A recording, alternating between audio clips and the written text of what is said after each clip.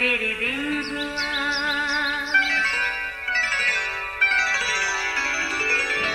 नया फिर दिन हुआ, पुरानी रात का करे सो शुक्र हम खुदा की जात का, खुदा की जात का, नया फिर दिन हुआ।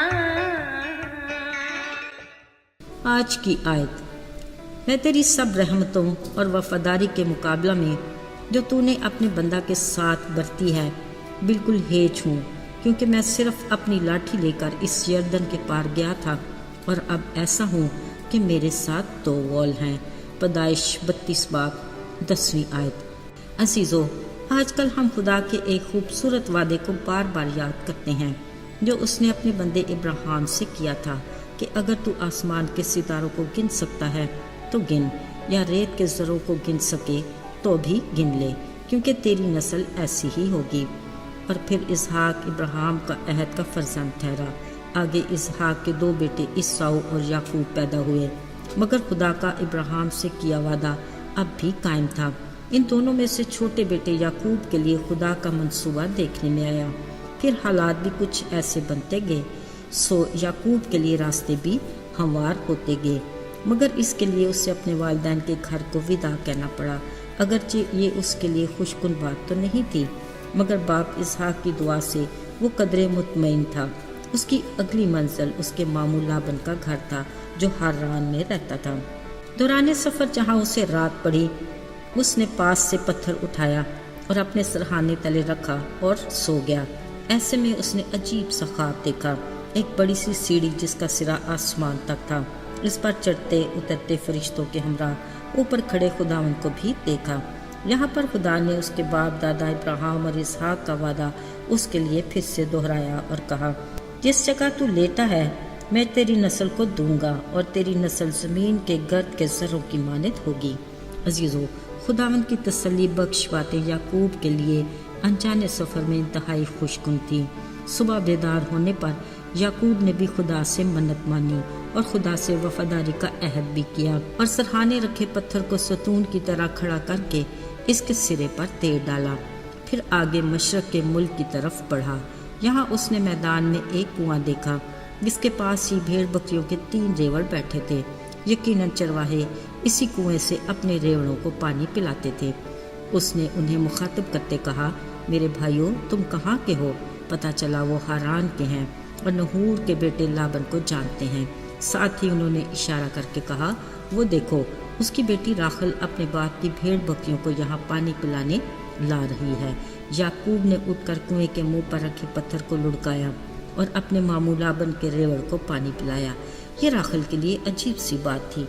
फिर उसने उसे बताया, मैं तुम्हारे बाप का रिश्तेदार हूँ और रिबका का बेटा हूँ। उसने राखल को चूमा और चला चला कर रोया। तब राखल ने दौड़कर अपने बाप को खबर दी। लाबन अपने भतीजे को मिलने दौड़ा, उसे गले लगाया, चूमा और फिर घर ले आया। सो वो पहले तो महीना भर उनके हार रहा। फिर जब उसने याकूब के हाल का इल्म हुआ, उसने कहा, तुम मुफ्त में मेरी खिदमत क्यों करे? मुझे बता कि तेरी उजरत क्या होगी। उसके मामू की 2 बेटियां थीं, लिया और राखल। छोटी खूबसूरत थी जो याकूब को पसंद आई। उसने अपने मामू से कहा, मैं राखल की खातर 7 बरस तक तेरी खिदमत करूँगा। सो याकूब अपने मामू लाबन की राखल के लिए 7 बरस तक खिदमत करता रहा, जो उसे चंद दिनों के बराबर मालूम हुए। तब लाबन ने बड़ी ज़ियाफ़त की। शाम हुई तो राखल की बजाय लिया को याकूब से ब्याह दिया, ये कहते हुए कि हमारे ये दस्तूर नहीं कि पहलोठी से पहले छोटी को ब्याह दे। अब के बाद याकूब धोखा खा गया क्योंकि वो राखल को चाहता था। लाबन ने याकूब से कहा, ठीक है, 7 बरस और खिदमत कर तो मैं राखल को भी तुझसे ब्याह दूंगा। फिर वक्त आने पर राखल भी याकूब से ब्याह दी गई। उस दौर के मुताबिक लिया की लोंडी बिल्हा और राखल की लोंडी जिल्फा भी याकूब को दे दी गई। अजीज़ों, यूं याकूब के लिए खुदा के वादे की बरकत का आगाज हुआ। अब तक उसके मामू लाबन को भी इस बात का अंदाज़ा हुआ कि खुदा ने याकूब की बदौलत उसे भी बरकत बख्शी है। सो उसने उससे कहा, اگر مجھ پر تیرے کرم کی نظر ہے تو تو یہیں رہ، کیونکہ میں جان گیا ہوں کہ خداوند نے تیرے سبب سے مجھے بھی برکت بخشی ہے۔ اب یعقوب کو بھیڑ بکریوں کی صورت میں اپنی اجرت حاصل کرنے کے لیے مزید 6 برس اپنے ماموں لابن کے ہاں ٹھہرنا پڑا۔ اس دوران خدا نے لیا اور اس کی لونڈی بلہا سمیت 8 بیٹے اور راخل اور اس کی لونڈی زلفا سمیت 3 بیٹے عطا کیے اور مال مویشی بھی بکثرت دیے۔ عزیزو، 20 برس بعد یعقوب اپنے ماموں لابن کے ہاں ٹھہرا رہا۔ اس عرصے میں خدا نے یعقوب کی بدولت لابن کو بھی برکت بخشی، جس کا اعتراف لابن نے بھی کیا، جب بھی وہ یعقوب کے جانے پر کسی طور بھی راضی نہیں تھا۔ لہٰذا ایک دن یعقوب نے بنا اجازت اپنی برکات سمیٹی اور باپ کے گھر واپسی کا ارادہ کر لیا۔ خیر، لابن آخر کار یعقوب تک پہنچ ہی گیا۔ چند گلے شکووں کے بعد یعقوب نے وہیں پہاڑ پر قربانی چڑھائی اور سب کے ساتھ کھانا کھایا اور رات وہیں گزاری۔ اگلی صبح لابن سویرے ہی اٹھا، اپنے بیٹے بیٹیوں کو چوما اور ان کو دعا دے کر واپس اپنے گھر کو لوٹ گیا۔ عزیزو، اب یعقوب ہر طرح کی فکر سے آزاد تھا۔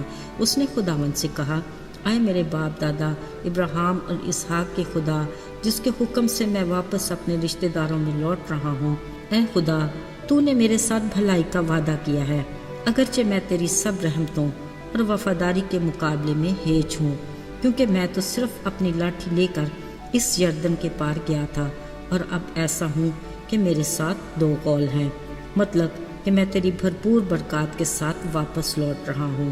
عزیزو، یوں خدا کا ابراہیم سے وعدہ یعقوب کی زندگی میں بھرپور طریقے سے پورا ہوا۔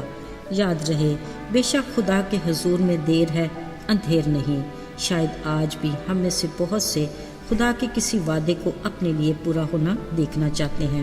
نا امید نہ ہو، بھروسہ رکھیے اور صبر اور شکر کے ساتھ اس کے قوی ہاتھ کے نیچے وفاداری اور فروتنی سے رہیں۔ وہ اپنے ٹھہرائے وقت پر اپنے وعدوں کو ہمارے لیے ضرور پورا کرے گا۔ آئیے دعا کریں۔ اے خدا، ہم تیرے وعدوں کے لیے شکر گزار ہیں۔ ہمیں توفیق عطا کر کہ ہم تیرے وفادار رہیں تاکہ تیری برکات سے مستفید ہوں۔ ہمیں اپنے میں مضبوطی عطا کر اور اپنی رفاقت میں جوڑے رکھ۔ یسوع کے فتح مند نام میں مانگتے ہیں، آمین۔